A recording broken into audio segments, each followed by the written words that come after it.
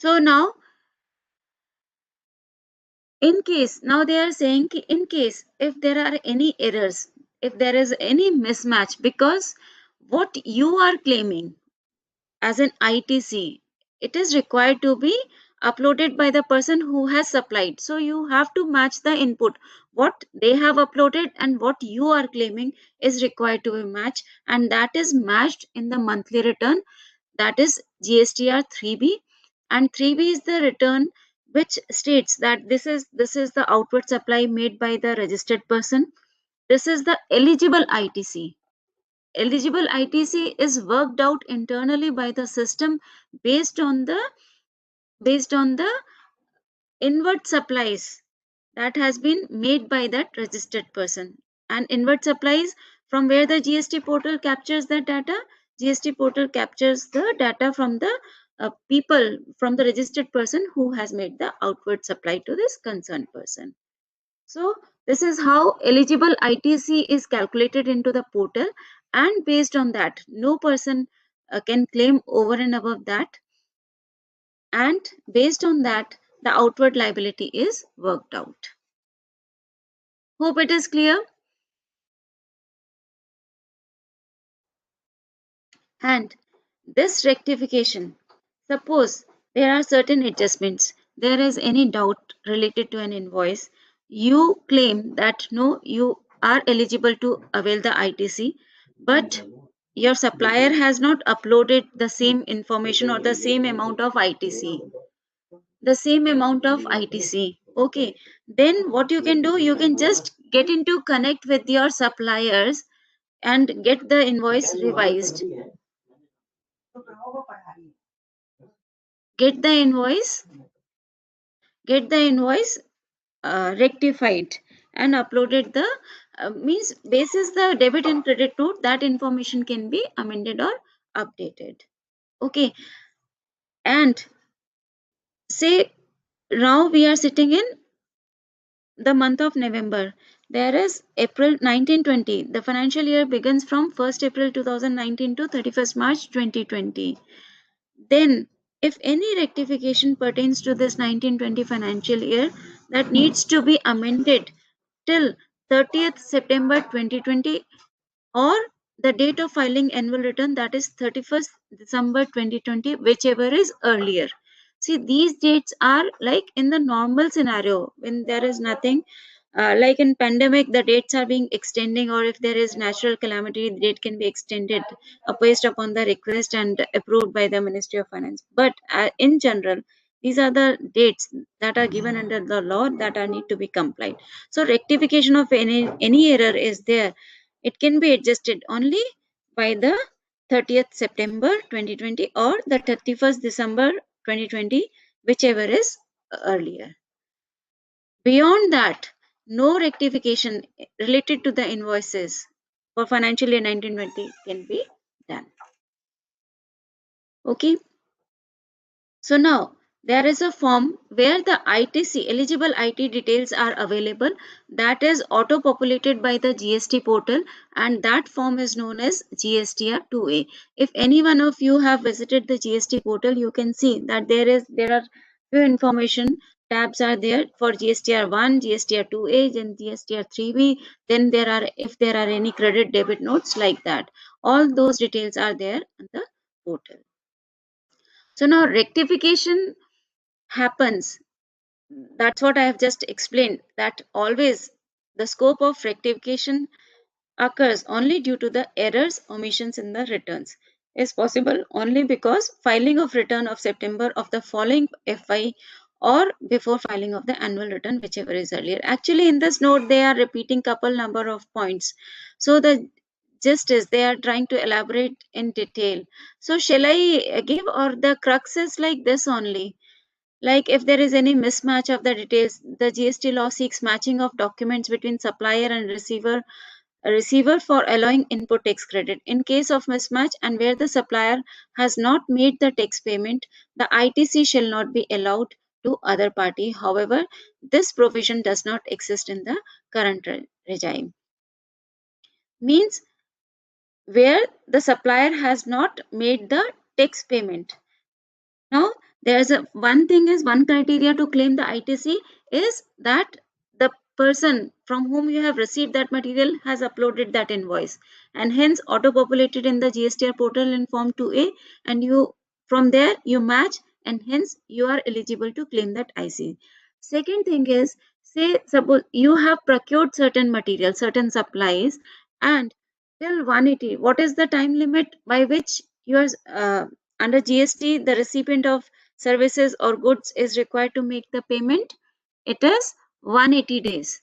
Beyond, if the payment is not made within 180 days, then what all ITC was available on the inward supplies, then the recipient of services, such services or goods, is not eligible to claim the ITC if the payment related to such supplies has not been made within 180 days of time from the date of procurement, or you can say from the date of the invoice.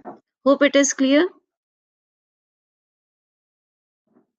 Okay, thank you.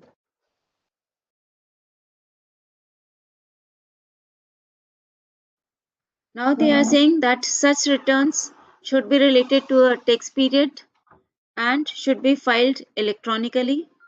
Without filing electronically, you cannot upload the returns.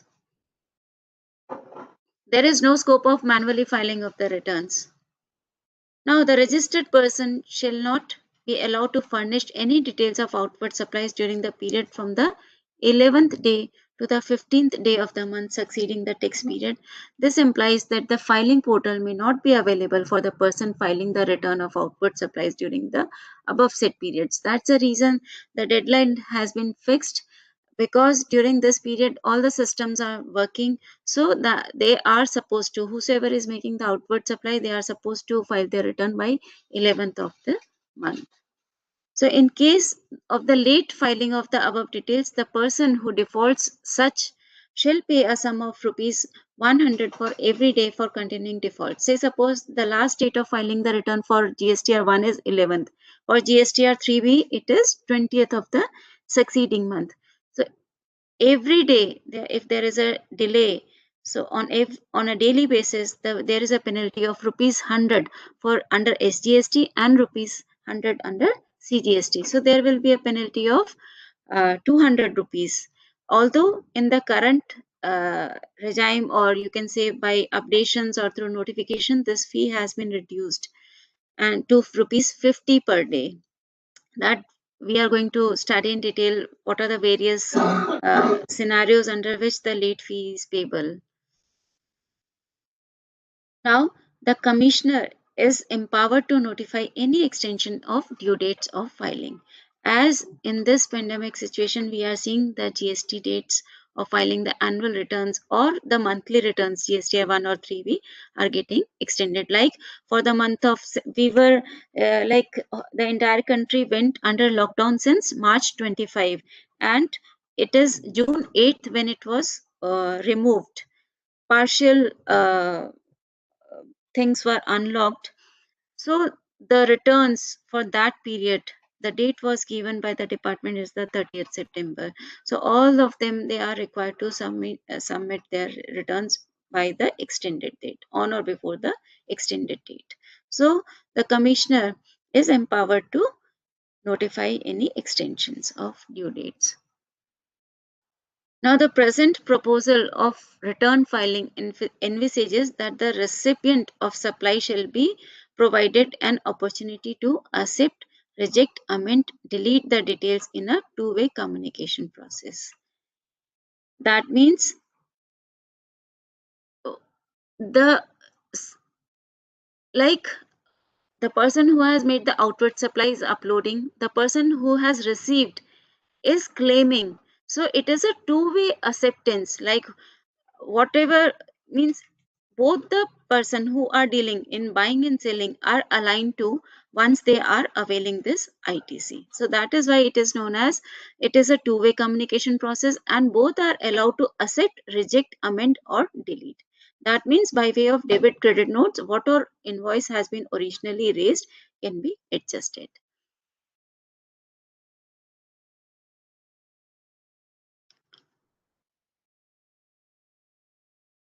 So again, they are saying, talking about the errors and omissions that we have discussed. Okay, definitely after getting connected with your supplier, those things can be rectified and you can align to those things. So such rectification, however, is not permitted after filing the annual return or the return for the month of September of the following financial year, to which the details pertaining whichever is earlier. That means once September month is passed, or the 31st December, that is the date of the annual return has been filed, no revisions can be made. So rectifications related to the returns GSTR1 is allowed immediately from the next month. Say suppose today we are sitting in the month of November. Now by 10th, by 11th of November, the return of October 31st, the return for the month ending 31st October is required to be submitted by every registered dealer whosoever has made the outward supply. Now, if any error happens, maybe it is because of omission or whatever be the reason, then in the subsequent month's return, that is when that registered person files the November month return by the 11th December, they are allowed to rectification. Then that rectification, it means immediately from the subsequent month till the September of the next financial year, or the date of annual return, whichever is earlier, the errors can be rectified. So this is a quite good time that is given under the law to make rectifications of any errors happened by way of omission. Hope it is clear. GSTR 1 is clear. So basically GSTR 1 covers the details of outward supplies, thereby giving the detail what is ITC available against those invoices to the recipient of the supplies, and it covers the details of the credit notes and debit notes if there is any. Hope GSTR 1 information is clear. Okay. Now is the furnishing details of inward supplies. See, earlier there was Form 2A. 2 was required to be filed by the taxpayer, giving the details of the inward supply and the relevant debit and credit notes related to that inward supply. But of late, that system has been changed to that it is auto populated by the GST portal itself in the form called GSTR 2A, because already the outward supplier has made all the supplies, and uh, it was like a double counting, double work. Like outward supply person is also filing the return and the person who is receiving the also. So this is converted, like if eligible ITC, all those invoices are covered under eligible ITC, and the person who is paying the outward liability and claims, confirms the ITC that he is claiming. So automatically that work gets done. So there was no need of required to file the GSTR 2A, 2, and the government automatically, the system populates and generates a form called 2A.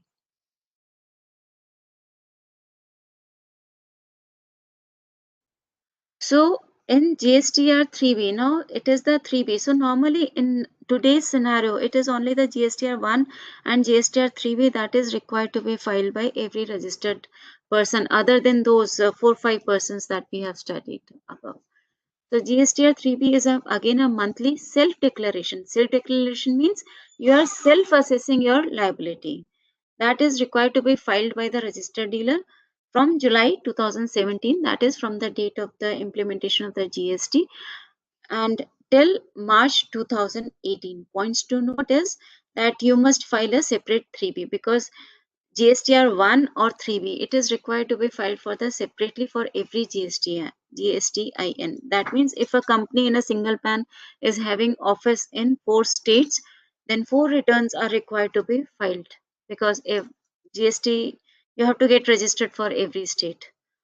Tax liability of GSTR 3B must be paid by the last date of filing GSTR 3B for that month. This clause is conveying that tax is also required to be paid by the last date of filing the GSTR 3B. And what is the last date of filing the GSTR 3B? What is the last date of filing the GSTR 3B? Yes, please. What is the last date?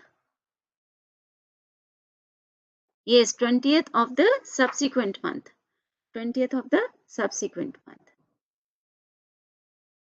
And every person, even if a person has registered but is having no transactions, so he is having nil return, but still they have to file the nil liability, but still they have to file a 3B, include means without any liability, called as nil returns.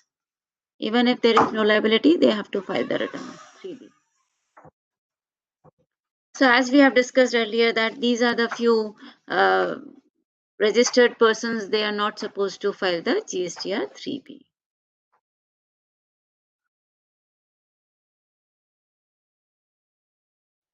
Okay, so there is a provision called first return.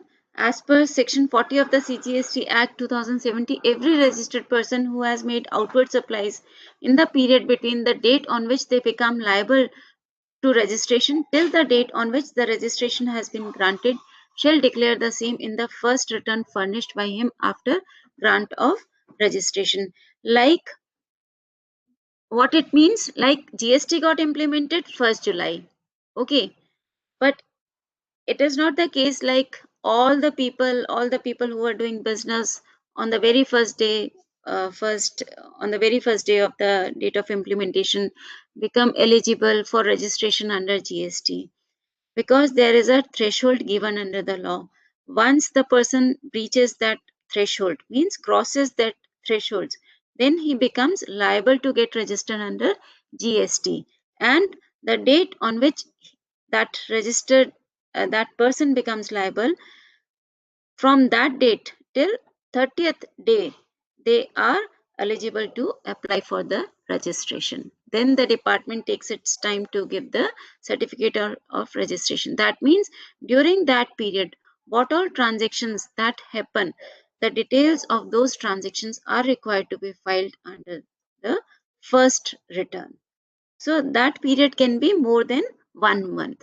Under the general law, once a person gets registered and is now in a normal flow of filing the return, the transactions that are covered pertains to a month's time. That is the taxable period. That is why every month we are filing the return. But in the first return, the period can be more than 1 month.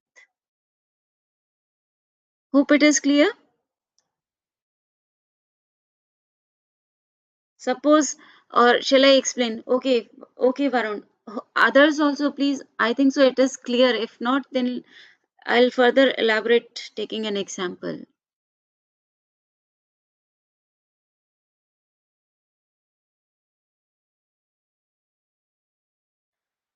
Hope it is clear to all the concept of first return.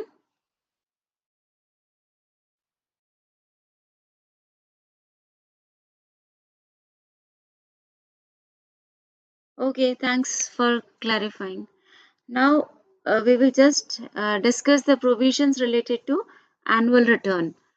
So, Section 44 of the CGST Act 2017 covers the provision that every taxpayer is required to file annual return in the form of GSTR 9, excluding again excluding all those registered persons, taxable persons as input service distributor, TDS deductor, casual taxable person, non-resident taxable person, because they are having their own different forms that are required to be filed. So it is for the regular registered people. They are supposed to file 9 form 9 by on or before 31st December of succeeding financial year. Now, a reconciliation statement of supplies declared in other returns, that is GSTR 1 and GSTR 3B, as well as audited financial statements must be submitted along with annual return. Now, this reconciliation statement is filed in form called 9C. There, what we do, there is one thing is books of accounts get audited by a statutory audit. There you close the what was the outward supplies made during a year's time during the financial period, and what all purchases has been made. So there is, all these numbers are closed in once the your books of accounts gets audited and income tax return is filed. So when the GSTR return is filed, outward supplies and inward supplies are reconciled with the audited balance sheet plus the monthly GSTR 1 and GSTR 3B returns filed by the taxable person. So a reconciliation statement, because in GSTR 9C we reconcile, we are supposed to give the information that outward supplies as per books of account, as per the audited financial statements is so and so, and what is the outward supply as per GSTR 1 and 3B, we reconcile and give the information. If there is any discrepancy between the two numbers and if there is any additional liability arises, then that is required to be paid by that taxable person at the time of filing the GSTR 9. So filing of annual return already exists in the prevailing law. In the previous regime also, VAT returns, there were like annual returns are required to be filed under the CST and the VAT, but the provisions for revising the returns was there. But in this case of GST, there is no provision of revising the annual returns, and this annual returns demands for the reconciliation of the monthly tax payment. It is not only the outward supplies or inward supplies we reconcile, it is also the amount of tax that is paid and what is now payable, or if there is any, based on the reconciliation of the outward supplies, outward and ITC claim, outward supplies and ITC claim against the inward supplies.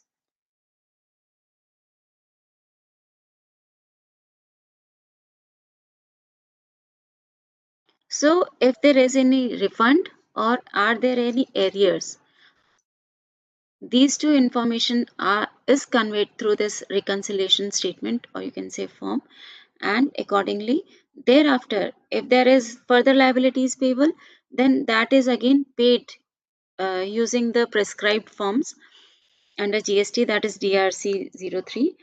And if there is any refund, then upon filing this return, application for refund is required to be filed by the registered dealer.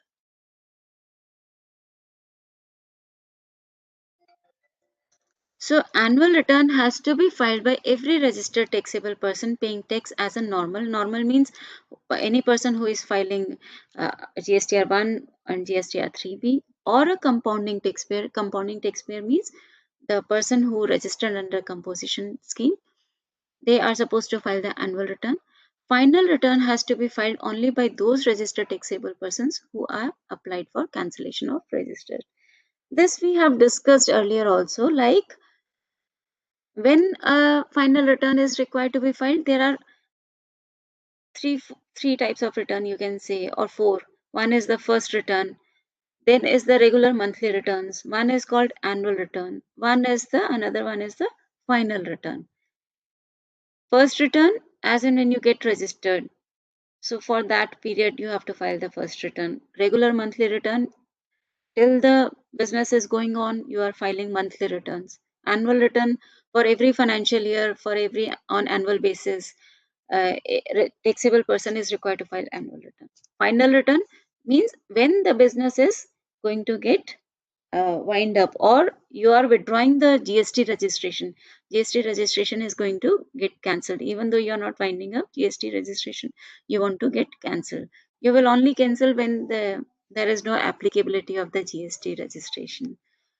So that time, this final return is filed and a statement is like worked out where the total outward liability, if there is any payable, or if in the accounts the ITC claim is available which has not been utilized by such taxable person, then that person, before cancelling that can during by way of filing the final return can claim the ITC lying in the books, or if there is any additional liability, that liability will be paid by the registered taxable person by way of final return.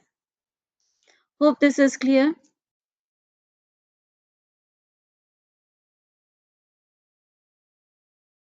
Again, the last date of filing of annual return is 31st December of the succeeding financial year, or for the by the end of the financial year for which annual return is required to be submitted.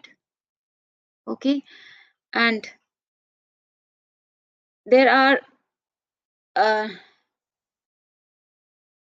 there are two forms, 9A, three actually, 9A, 9B, and 9C. These are the reconciliation statements.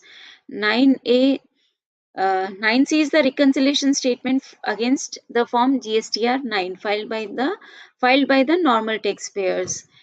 GSTR 9A is the return that is filed by the registered person under the composition scheme. Okay, and 9B is required to be filed by the person who are economic commerce operators. They are required to file the return 9B. Again, this provision of filing form 9B are not applicable to these 5 categories of taxable person. Need not to repeat again and again. It is visible. And sixth point says that in case of registered person is required to get his accounts audited in accordance with the provision of section 35(5), whose aggregate turnover during the financial year exceeds 1 crore, shall file annual return in form 9B electronically along with a copy of audited annual accounts, reconciliation statement, reconciling the value of supplies as per the annual return and as per the audited statement.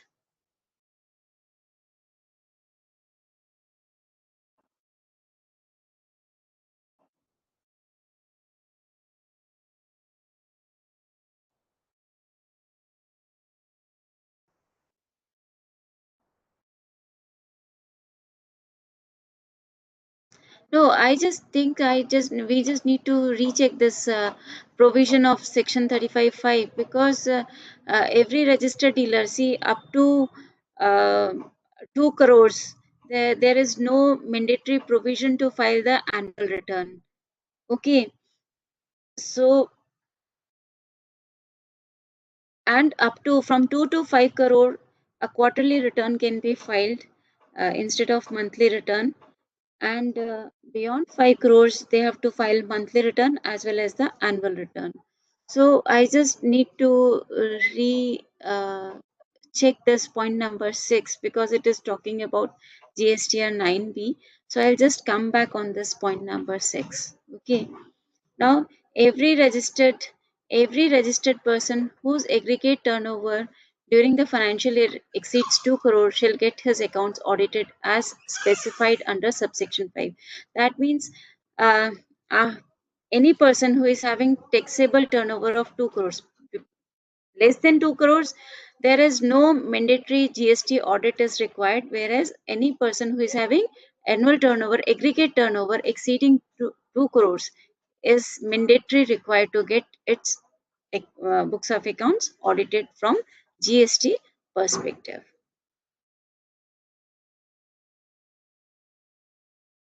And uh, while we are uploading this reconciliation statement in form 9C, along with that, the annual accounts, audited copy of annual accounts like balance sheet and profit and loss is also required to be uploaded.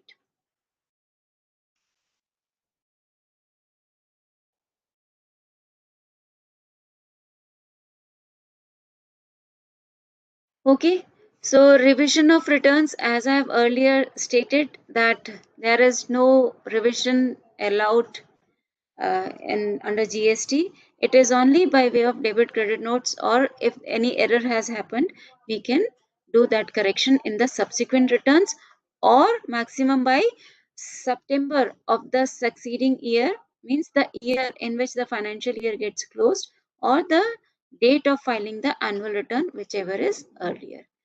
Till then only the revisions are allowed. If any invoice is missed, no ITC can be claimed. But if it is covered in your annual books of account, not uploaded, then you are supposed to pay the liability on that. Okay, so hope broadly there are three returns. You can say GSTR 1, 3B, GSTR 9, and a reconciliation statement in the form called 9C. And along with 9C, the audited financial books, that is a balance sheet, copy of balance sheet, and copy of P&L is required to be uploaded. Hope it is clear till now, because now there are certain revisions and penal provisions we are just going to study about the returns, relevant to returns. So the revisions that has been made under section 39 means, because GST has been recently implemented, there are many extensions given by the government. So there are certain amendments made in that respect. They have simply conveyed that yes, the returns in the manner it is going to be filed and the date of filing the returns, like those are amendable by the government on the recommendation of the council. They have just covered those things only. So shall I give a reading to this? Or you can just quickly give a reading, or shall I give a reading to this? Please confirm, because they have just given that as and when the government wants to extend, or the way the returns are going to be filed, if there is any changes, those things need to be required to be filed in the manner as it is prescribed by the council, GST council. Okay, Varun, thank you so much. So, penalty and late fee, as we have studied, like as per GST Act, late fee of rupees 100 per day per act. So it is 100 rupees for CGST and 100 under SGST. There is a total penalty of 200 per day, maximum to 5,000. If there is, if your liability extends more than 5,000, but law is restricting you to up to maximum liabilities up to 5,000. There is a, no late fee for on IGST. On account of IGST, there is no late fees. And interest at the rate of 18%. We have studied two rate of interest, like what all situations can be, like when there is a delay in the payment of GST liability. The due date of payment of the tax is 20th of the succeeding month. But if the tax has not been deposited by 20th, and let's say it is deposited on 30th of the next month. So suppose there is a total liability of 1 lakh rupees, which was due to be paid on 20th, but actually paid on 30th of the month. So the interest at the rate of 18% will be charged on 1 lakh for 10 days period. And 1 lakh plus 18% interest for 10 days will be deposited to the government on 30th day of the succeeding. Hope it is clear. Okay. Now, the late fee for filing GSTR 1, 3B, 4, 5, 6 after the due date has been reduced to 50 rupees per day of delay. Okay, now they are saying they have not covered GSTR 9. They have covered 1, 3B, 4, 5, 6. So now GSTR 1 is supposed to be filed by 11th of the month. If it is not, say suppose it is deposited filed on 14th. So there is a delay of 3 days. So along with when the return is filed, a penalty, when we are filing the 3B, along with that, this amount of 150 rupees is also filed by the registered person. Hope it is clear. GSTR 9, rupees 100 is applicable for every day of delay. Okay. Now, late fee for filing nil return has been reduced to rupees 20, even if there is no tax liability. But as we have studied, every registered person, even having no liability, is required to submit the return called nil return. Even if that is delayed, not submitted within due date, a penalty of rupees 20 per day is applicable both in CGST and SGST.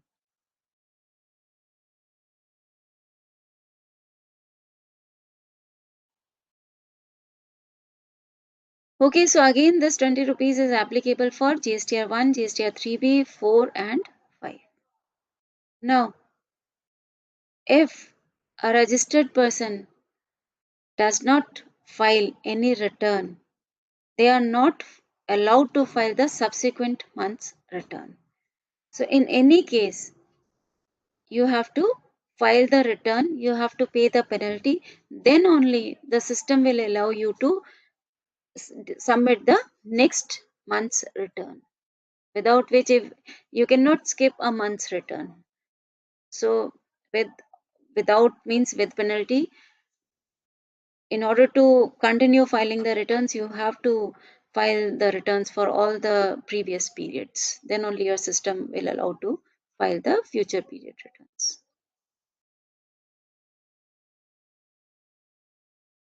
As it is written, note, if the GSTR is not filed for a given quarter month, then the taxpayer cannot file the next quarter's return either. Next quarter or next month return, the taxpayer will not be in position to file.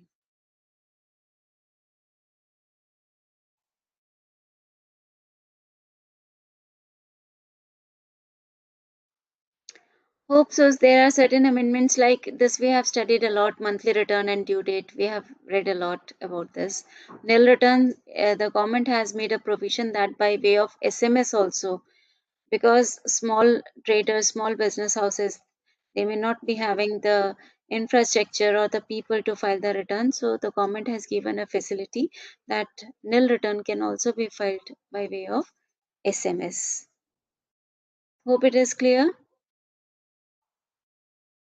Okay, so now small taxpayers whose turnover is up to 5 crores in the last financial year shall be considered small. Means under the GST law, all the taxpayers, registered taxable person having turnover less than 5 crores are considered as small taxpayers, and they are eligible to opt an option of filing the returns on quarterly basis instead on monthly basis.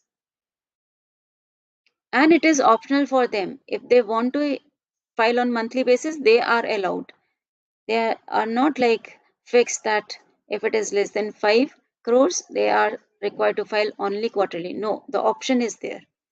So normally the small taxpayers, they follow the system of filing returns quarterly.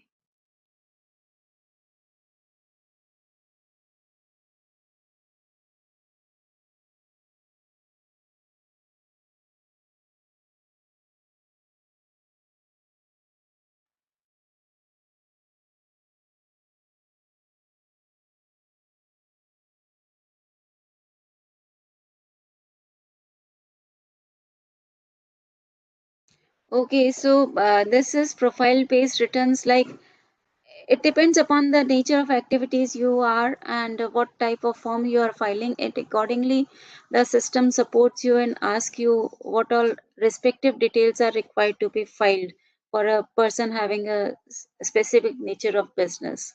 So that is what about profile based returns. Now, suspension of registration. It If a taxable person voluntarily wants to go cancellation, that is going to come under cancellation. But if anything has been breached from the law perspective and the registration uh, is required to be suspended by the appropriate officer, they are satisfied that uh, it is going to result in the cancellation of registration. So what they do is they just suspend it, and the act says that once the registration is suspended, no further requirement of maintaining the invoices or deposit of taxes required under the. They are not required to file any return under the law beyond the date of the suspension. Means they are not required to upload, but yes, definitely if there is any business or anything has been done, final return is going to be filed. If there is any liability, then it is required to be paid by the registered taxpayer. Hope with this note number 10 gets over. Is if there is any doubt, please let me know regarding the filing of returns, the due date of filing the returns, what type of returns, various forms that are required to be filed by the various type of taxable persons, what is the date of filing the returns, what is the penalty for not filing of the returns. There is a matching concept discussed under GSTR 1, that if there is ITC is not matched, then the recipient of services is not eligible to claim the ITC. We have gone through such provisions. So these are the few key points that you should keep in mind while reviewing study note 10. These are the important information. Hope study note 10 is clear to all. Please confirm if there are any doubts. Please ask me.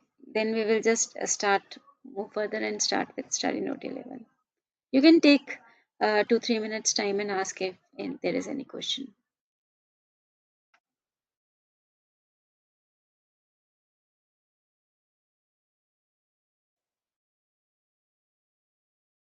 Yes, apart from Varun, others also please confirm.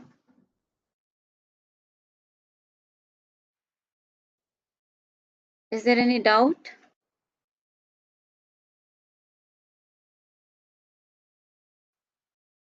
Okay, so what is the last date of filing the annual return? For the normal taxpayer, what is the last date of filing the return?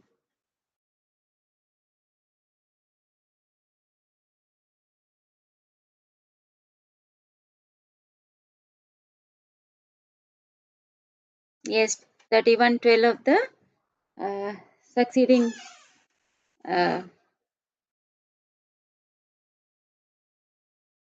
succeeding financial year. Okay, then what is the limit uh, beyond which GST audit is mandatory? What is the limit? What is the limit of turnover beyond which GST audit is mandatory? Yes, correct. Okay.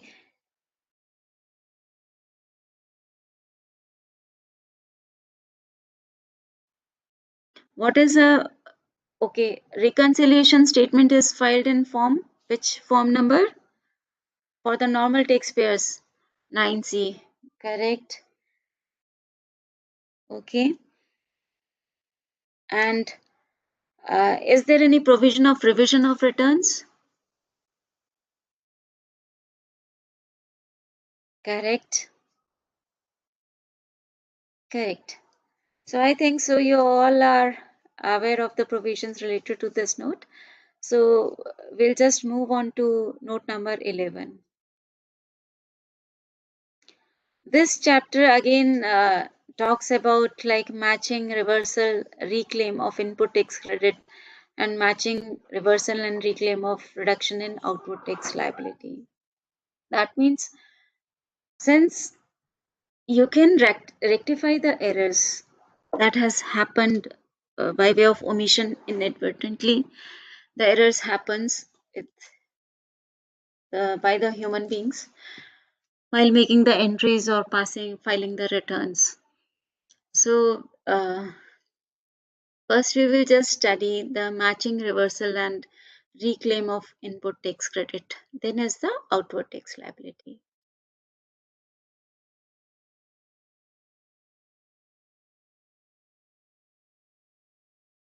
Okay, fine, Varun. Okay, fine. ठीक है, Varun. Uh, mm, I'll talk in Hindi also. I'll talk in Hindi.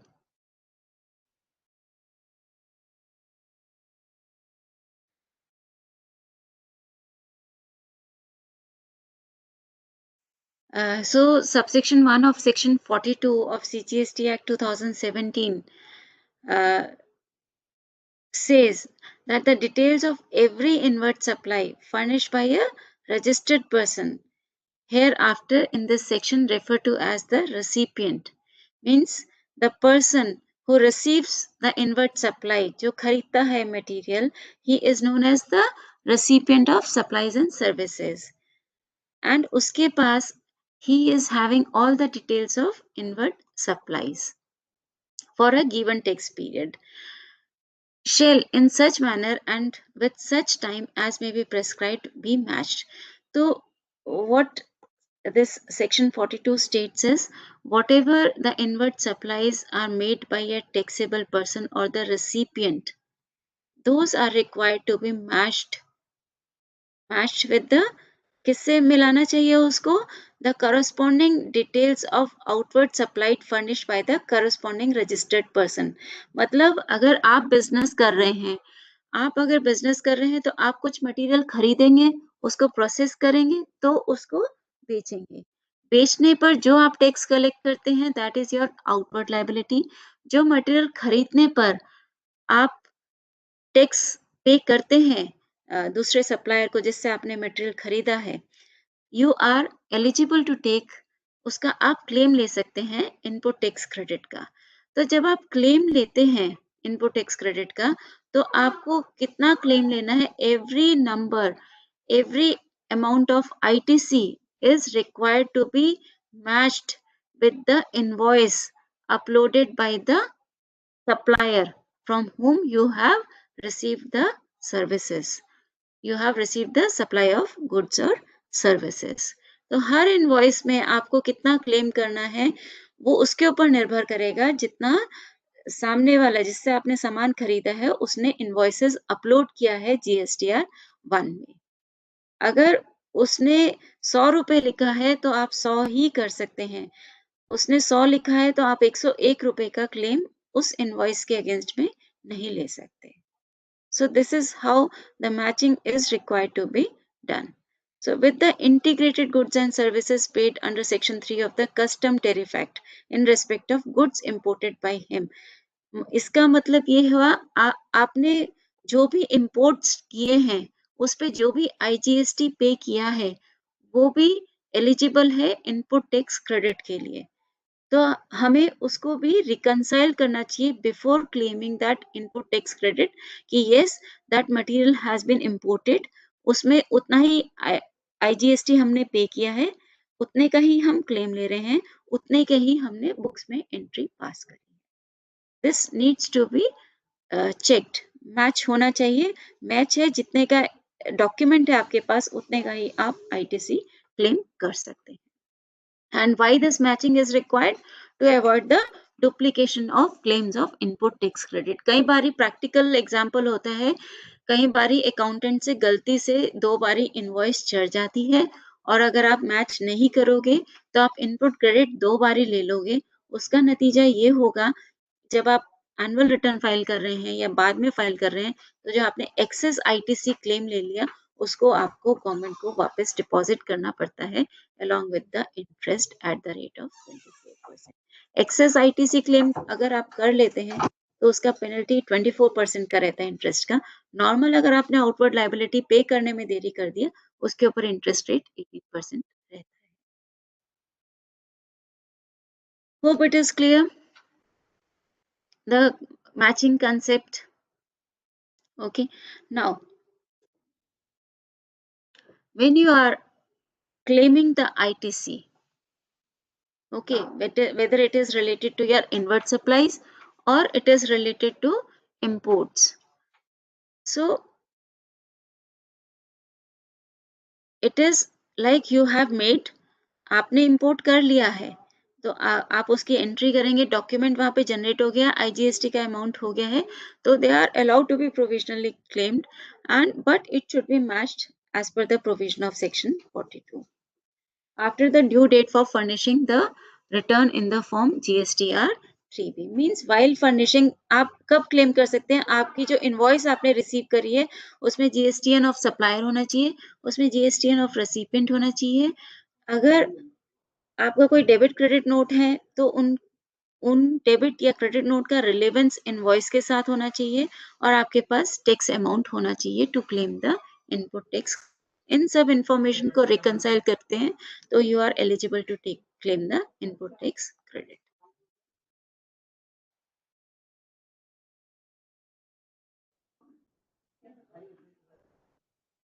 तो when they are saying whenever there is an extension in the date of filing 3B and the date of filing 3B is the date of submitting or depositing the tax also. If that date gets extended, that means the date for claiming the ITC also gets extended. मतलब जिस period का आप tax period का 3B file कर रहे हैं उसी tax period में आपका क्या आईटीसी अवेलेबल था that also automatically gets extended. मतलब आप उसको रिकंसाइल करेंगे और अपनी लायबिलिटी पे कर देंगे। So we'll just quickly go through the explanation 1 and 2. The claim of input tax credit in respect of invoices and debit notes in Form GST.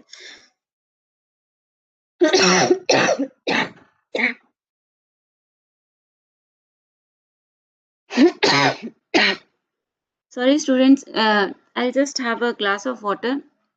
आप ये explanation 1 or 2 पढ़ लीजिए। I need to get a water bottle. I missed to keep the water bottle along with me. Sorry, but I'm just coming in a minute. एक minute में आ रही हूँ। Quickly go through this explanation 1 and 2.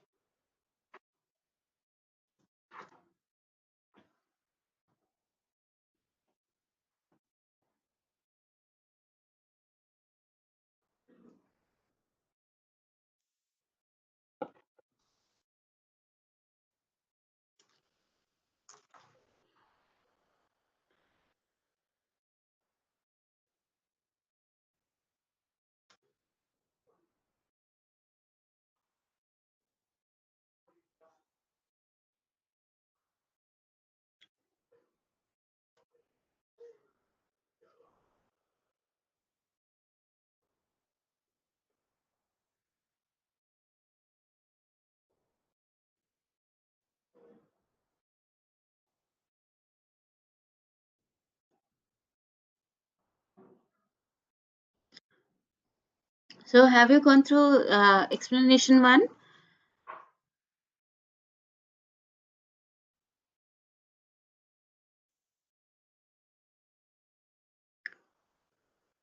So it is clearly stating that Once a return is being filed, uh, um,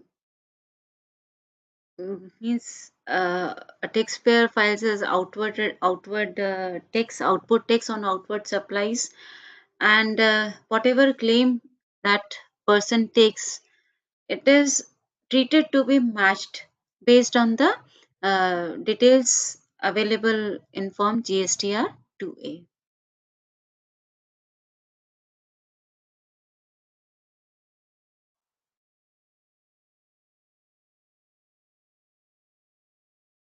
So now we will just go through few of the situations and the remarks related to that.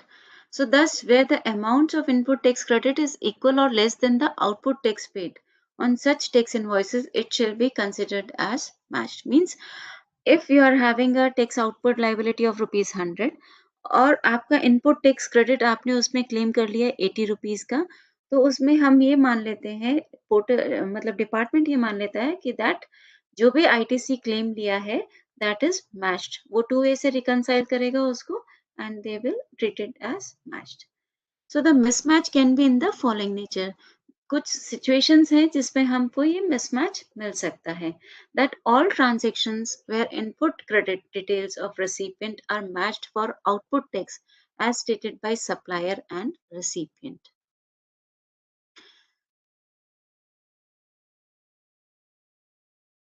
Means आप जो input लेना चाह रहे हो और जो जिससे आपने मटेरियल खरीदा था उसके लिए ये आउटवर्ड था. अगर आपका इनपुट उसके आउटवर्ड के डाटा से मैच कर देता है, then we can treat that the transactions are matched. Second situation is transactions where the input tax credit is duplicate by the recipient. मतलब recipient, आपने मटेरियल खरीदा, आपने उसको डुप्लीकेट क्रेडिट मतलब दो बारी क्रेडिट ले लिया. That means that shall be communicated to the registered person in form GST MIS 1. That means अगर आपने दो बारी कोई भी इनपुट टैक्स क्रेडिट ले लिया है, तो उसको कम्युनिकेट किया जाता है in the form GST MIS 1 by the department. Another situation is transactions where the claim of input tax credit is higher than the output tax liability as declared by the supplier.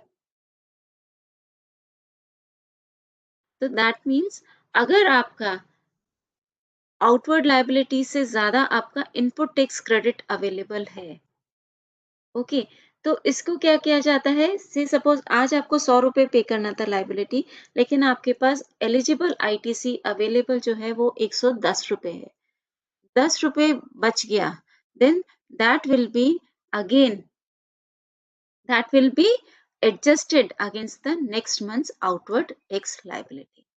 So there is no need to pay cash in the current month. There is no need to pay any liability because there is no liability to set off. तब ITC से ही set off हो गया है.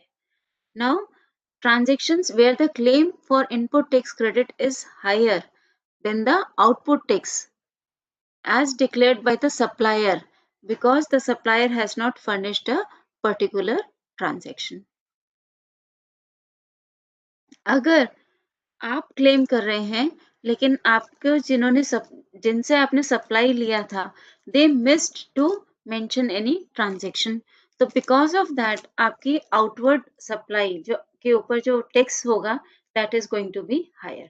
से in the current scenario we are taking an example, आपने कुछ outward supplies की हैं, टैक्स कलेक्ट किया, 100 रुपए आपको टैक्स पे करना था, आपका इनपुट क्रेडिट 80 अवेलेबल था, लेकिन एक सप्लायर ने अपना इनवॉइस अपलोड नहीं किया, 5 रुपए उसका बनता था, तो what, instead of 20 rupees now you are supposed to pay 25 rupees. So that means because the supplier has not furnished the particular transaction, आपकी outward liability increase हो जाती, you'll end up in paying the higher liability. But ये then again what we can do, we can contact our suppliers, उनसे हम reconcile कर सकते हैं and ask them to upload that invoice in the coming month. That is why there is a provision called amendment of invoices and amendment of debit notes or credit notes that we can definitely do under GST.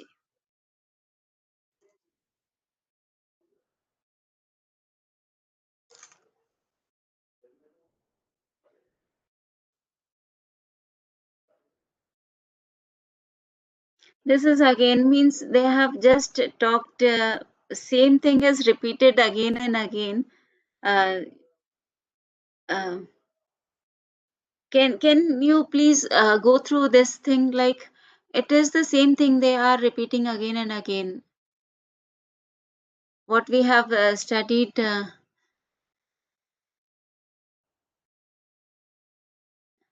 Yes, please. Can you please confirm, because they are just elaborating more about the matching concept, but the gist is this only, that what inward supplies you have received, you have to ultimately match them with the outward supplies made by the other person from whom you have procured the material. And these informations are, let's take example in what sense, like Varun, can you please unmute yourself and just let me know what sort of examples you want to discuss. Example one. Okay. Okay, fine. It's better to discuss on examples. Okay. So, Messrs. X Limited, being a registered person, submitted the GSTR 3 for the month of January 2018 by 20th February. So, when is X Limited, they want to file the GSTR 3B. So, what is for the month of January? What is the due date? It is 20th February 2018. After the last date of filing return, that is GSTR 3, matching of information will be made with the information furnished in GSTR 2, that is by the recipient of suppliers, on or before 15th February 2018. Discrepancy in matching will be communicated to persons in GST MIS 1 and GST MIS 2. So,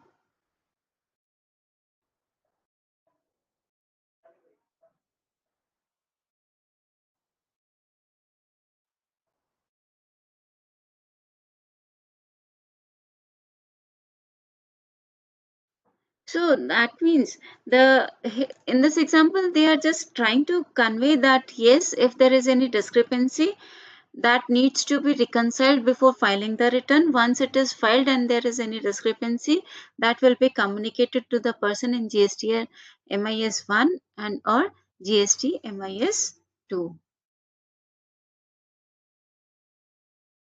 That we have just gone through. That this is how the rectifications, and that those rectifications get rectified in the coming month's return, and this is how the ITC gets matched with the inward supplies, and the outward supplies will match, and credit is finally accepted. Okay, so discrepancy not rectified. Now, subsection 5 of section 42 of the CGST Act 2017 read with CGST rule 2017. This says that if the supplier or recipient does not rectify the discrepancy, the amount to the extent of discrepancy shall be added to the output tax liability of the recipient. That means in his return to be furnished in form 3B for the month succeeding the month in which the discrepancy is made available.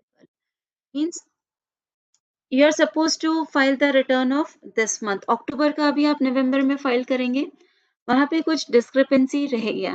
Discrepancy was communicated in the form of MIS 1 or 2. That discrepancy, अगर आपने ITC ज्यादा claim कर लिया है, so that discrepancy, if not paid, is going to be added as an outward liability in the coming month's return. ठीक है, तो जितना भी डिस्क्रिपेंसी का अमाउंट होगा उसको हम that will become the outward liability. अगर आपने एक्सेस क्लेम किया है कहीं पे भी, that will become the outward liability and will be added into the next month's outward liability.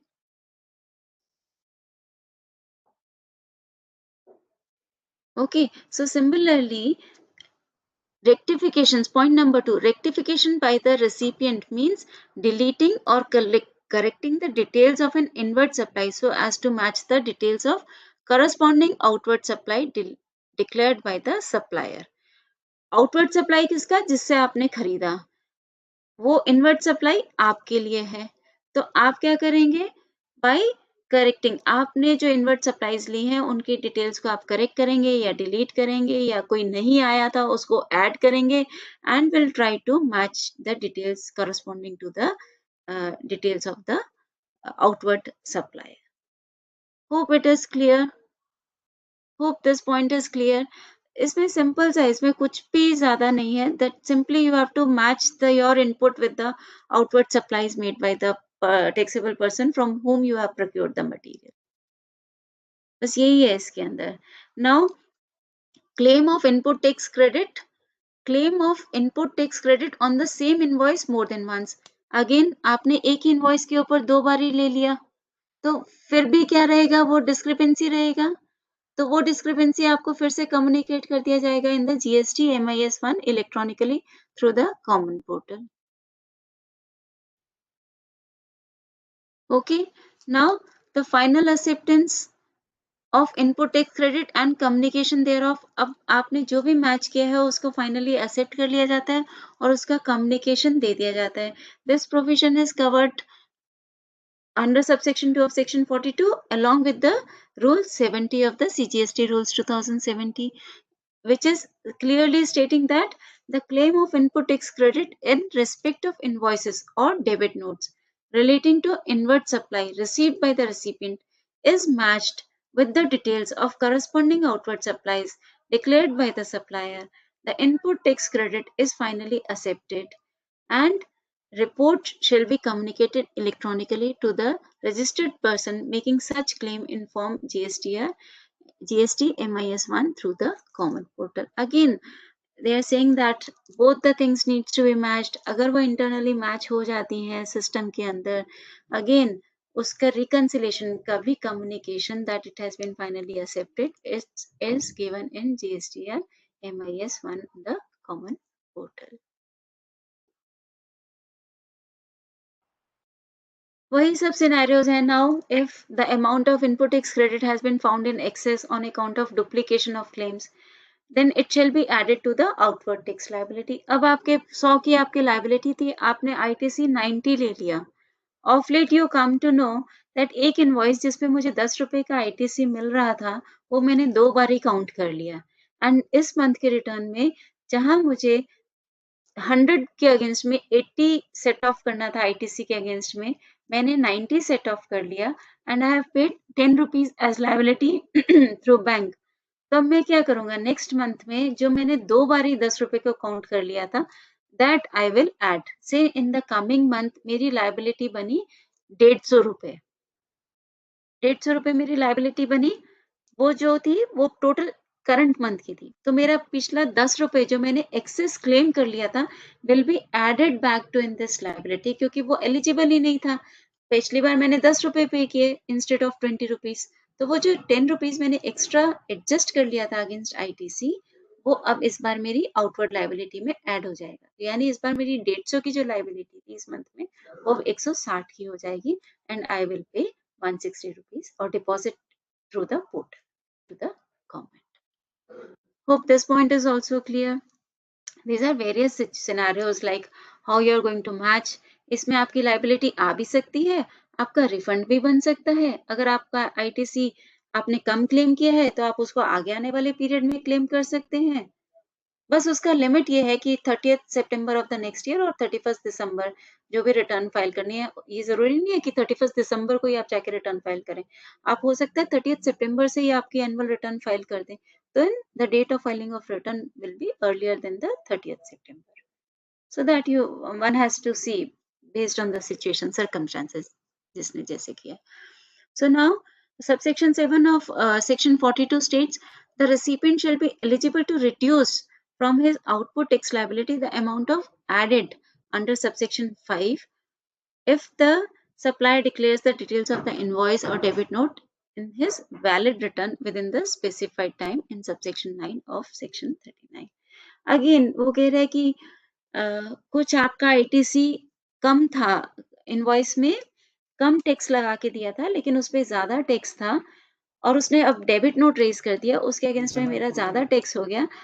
What I am that means I have to pay that tax to that person, वो मैं पे कर दूंगा और उसका मैं आईटीसी इस month में हम क्लेम कर लेंगे। So that is going to reduce your outward tax liability in this month, but the transaction pertains to the previous month. Next is a recipient in whose output tax liability any amount has been added under subsection 5 or subsection 6 shall liable to pay interest at the rate of specified under subsection 1. अब हम वही example लेते हैं subsection 1 of section 50. हमारे 10 रुपए हमने ज़्यादा ITC claim कर लिया था, तो जब हमने नेक्स्ट मंथ की रिटर्न दी हमने 150 की जगह 160 पे किया। तो वो ये कहते हैं कि आपने जो 10 रुपए एक्सेस क्लेम कर लिया था, जो कि मेरा पिछले महीने की 20 तारीख को डिपॉज़िट हो जाना चाहिए था, वो मेरी इस महीने की 20 तारीख को डिपॉज़िट हो रहा है। तो वो कहते हैं आपने लेट डिपॉज़िट किया है, then you are supposed to pay interest at the rate of 18% on that. तो वो अब ये गलती आप इसी मंथ में पकड़ लेते हैं या 2 महीने पीछे पकड़ते हैं या 3 महीने पीछे पकड़ के इसको पे करते हैं, तो इंटरेस्ट उतना ही फ्रॉम द ड्यू डेट जब आपको वो 10 रुपीज़ डिपॉज़िट कर देना चाहिए था and till the date of actual depositing of that 10 rupees, उतना पीरियड का आपको इंटरेस्ट गवर्नमेंट को पे करना पड़ेगा। दैट इज़ व्हाट, तो जो आपकी आउटवर्ड टैक्स लायबिलिटी होगी, से मैं इमीडिएट नेक्स्ट मंथ दे देता हूँ, तो मेरी लायबिलिटी क्या हो गई 150 रुपए प्लस वो 10 रुपए प्लस 18% का इंटरेस्ट ऑन रुपीज 10, यानी 18 रुपीज का 1 रुपए 80 पैसे मुझे और पे करना पड़ेगा। तो मेरी टोटल आउटवर्ड लायबिलिटी कितनी हो गई 150 plus 10 plus 1.8, that means 161.8 rupees मेरी टोटल लायबिलिटी होगी। तो वो इंटरेस्ट भी जो है आपका आउटपुट टैक्स लायबिलिटी में ऐड हो जाता है। और इंटरेस्ट कभी भी आईटीसी से सेट ऑफ नहीं होता। इंटरेस्ट या आपकी जो भी लेट फी है वो आपको बैंक के थ्रू पोर्टल से पे करना पड़ेगा। अगर वो 10,000 से नीचे नीचे का अमाउंट है तो आप मैनुअल चालान लेके ऑथराइज्ड बैंक्स में भी डिपॉजिट कर सकते हैं, लेकिन 10,000 से ऊपर है तो देन आपको पोर्टल से ऑनलाइन ही अपने बैंक के थ्रू पेमेंट करनी पड़ेगी। Hope it is clear till now.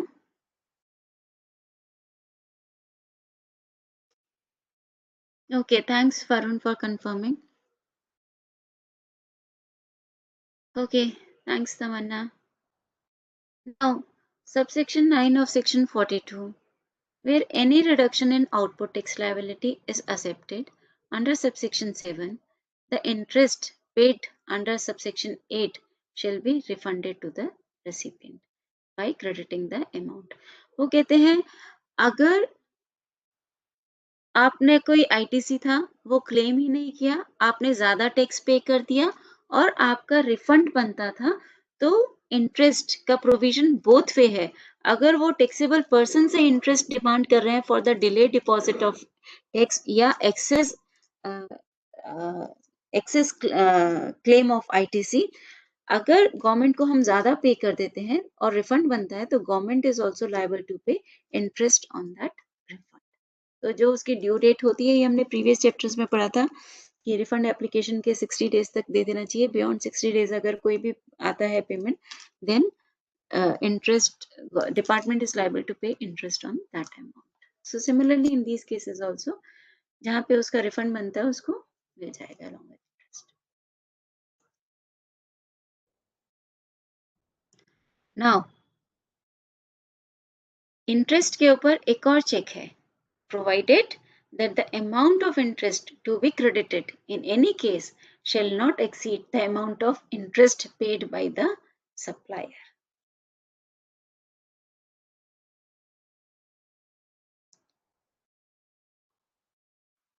So it means that the amount of interest that is to be credited, जो भी इनको क्रेडिट करना है, should never be increased exceeds the amount of interest paid by the supplier, जो भी हम outward tax पे कर रहे हैं उस पे इंटरेस्ट जो भी पे कर रहे हैं, तो ये कह रहा है डिपार्टमेंट की तरफ से उसके ऊपर कभी भी उसका अमाउंट जितना भी उसको क्रेडिट करना है, it should not exceed then the interest to be deposited by the supplier.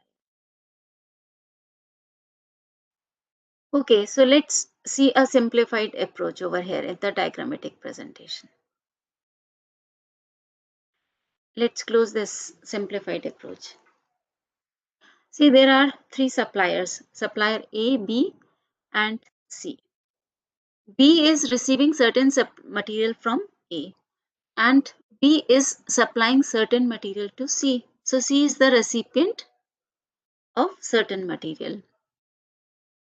So now a tax invoice was generated on date of 10th September 2017.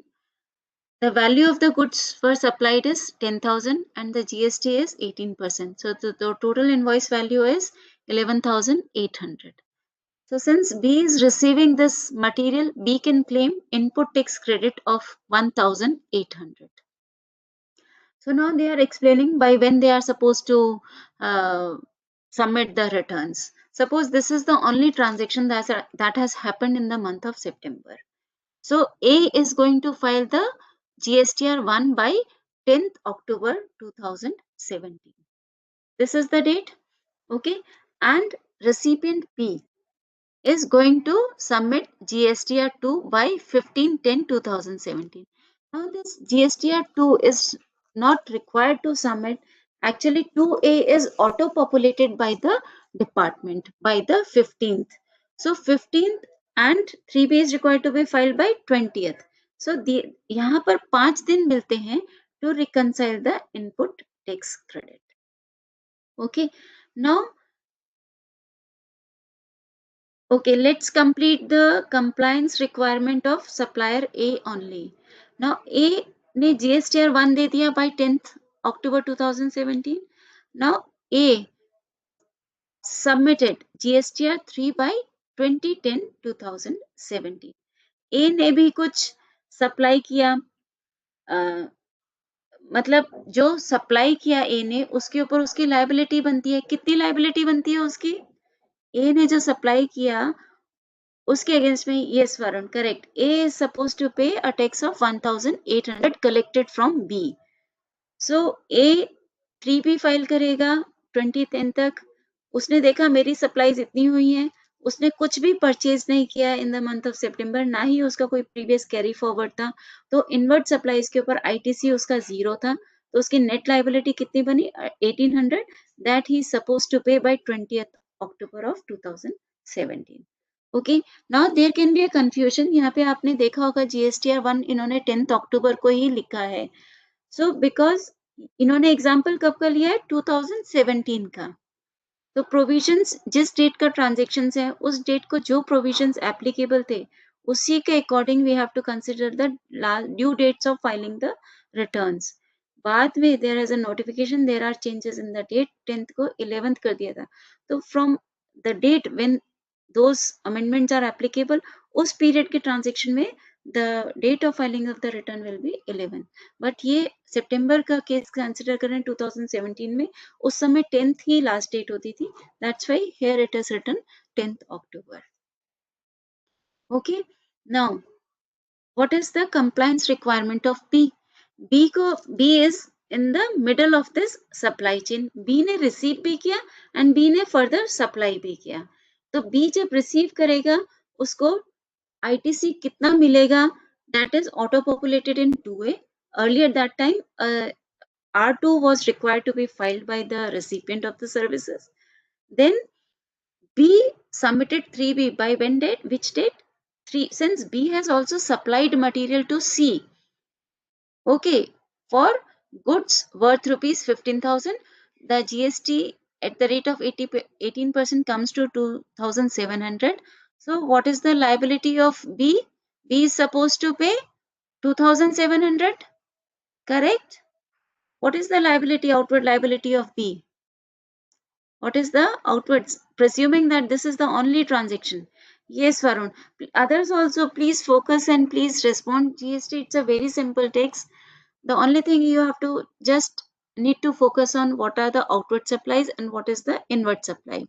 Outward supply पे जो भी टैक्स बनेगा you are liable to pay to the government. Inward supplies पे जो भी tax आपने बनता है, जो पे किया था आपने अपने जिनसे मटेरियल प्रोक्योर किया था, that is eligible for input tax credit. तो in the given case B ने मटेरियल सप्लाई किया सी को, उसके ऊपर टैक्स बनता था 2700, बी की लाइबिलिटी बनती है एज पर जीएसटी 1 2700, लेकिन बी ने मटेरियल खरीदा भी था, उसके अंदर बी ने टैक्स कितना पे किया था ए को 1800.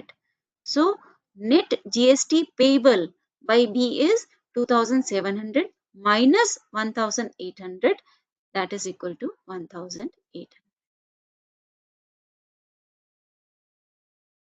17 में से 8 गए, 16 में से 8 गए, 8 होता है, यहाँ पे 9 आना चाहिए था. सो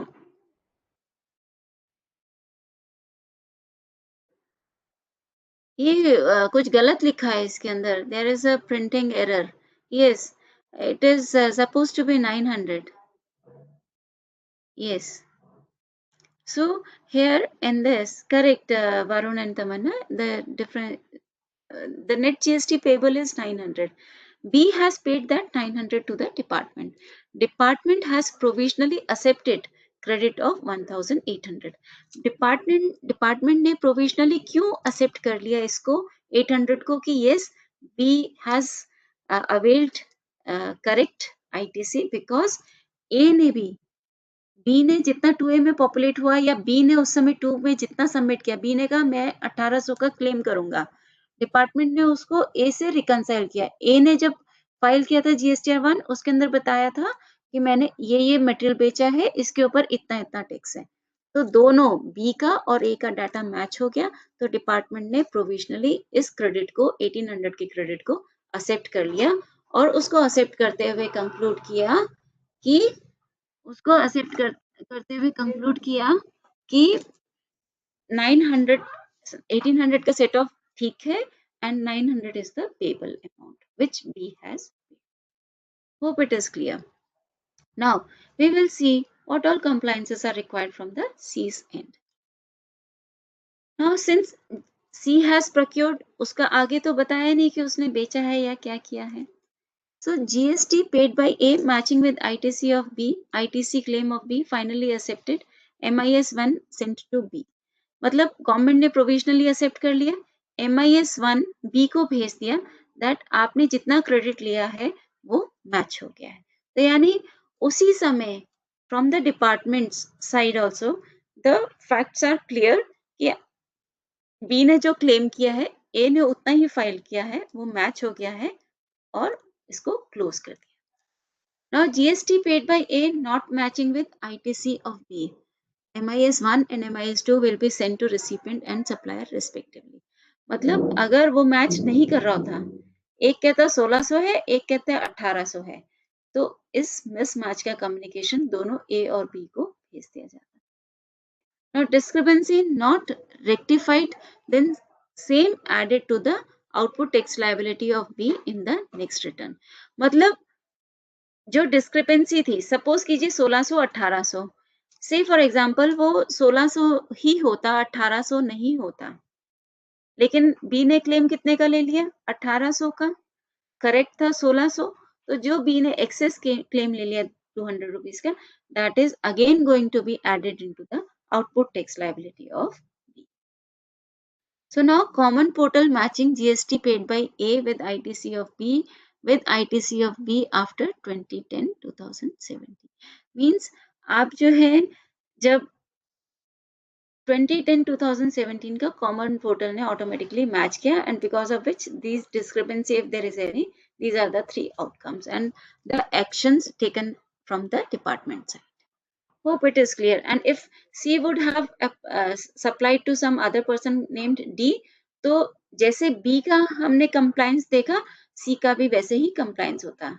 अगर C is the end user, जैसे मैं मार्केट से गई, मैंने कुछ सामान खरीदा, बिस्किट्स खरीदा, कपड़ा खरीदा, and I have paid, खाना खरीदा, and I have paid GST, तो I am the end user. मुझे कहीं नहीं इसका इनपुट क्रेडिट मिलेगा क्योंकि मैंने इसको फर्दर कोर्स ऑफ बिजनेस में नहीं यूज किया, मैंने उसको खुद से कंज्यूम कर लिया. तो मैं ये 2700 पे करूंगी, बी जो है इसका आईटी, इसको गवर्नमेंट को पे करेगा, because C has collected this from me, तो वो गवर्नमेंट को डिपॉजिट कर देगा। This is how the supply chain works, और सबका कंप्लायंस रहता है। इस तरीके से कोई डिस्क्रिपेंसीज आती है, it's being shared, and C being an end user need not have to file anything with the department. हम खाना खरीदते हैं, we are not suppose to file anything to the government, so it is the supplier who needs to file the return, GSTR1. Hope it is clear till now. Okay, so students, can we take this topic from this point in the next class, because not much is left in this. More and more examples are there. So we'll complete this in the coming class and we'll start the other chapter also. Or would you like to take one or two example?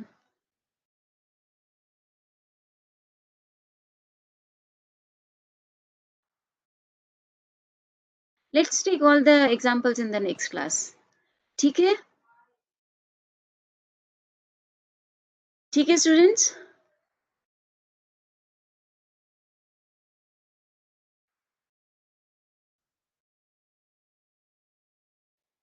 There is not much is left in this study note, so we will definitely complete this stuff in maximum 1 hour, and 1 hour will start studying the next study note. Okay, fine. Fine. Thanks a lot, students, for the day.